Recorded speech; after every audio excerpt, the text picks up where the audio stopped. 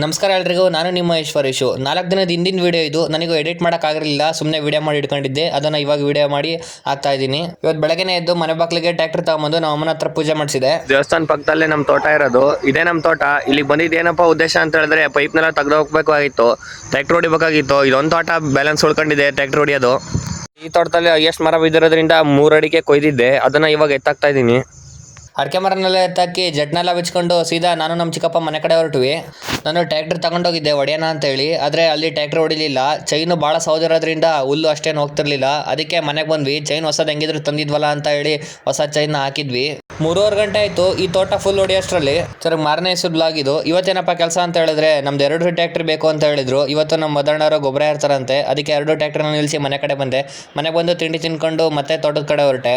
ಒಂದು ಟ್ರಿಪ್ ತಗೊಂಡೋಗಿ ಅನ್ಲೋಡ್ ಮಾಡಿ ಇಲ್ಲೇ ಟ್ರೈಲರ್ ಬಿಚ್ಚಿದೆ. ಯಾಕೆ ಅಂತ ಹೇಳಿದ್ರೆ, ಹಿಂದಕ್ಕೆ ನಮ್ಮ ಸಣ್ಣ ಟ್ರ್ಯಾಕ್ಟರ್ಗಳು ಯಾವುದೋ ದಪ್ತಾ ಇರಲಿಲ್ಲ, ಅದಕ್ಕೆ ಸ್ವಲ್ಪ ಎಳೆಯೋದಕ್ಕೆ ನಮ್ಮ ದೊಡ್ಡ ಇಂಜಿನ್ ಇಟ್ಕೊಂಡಿದ್ವಿ.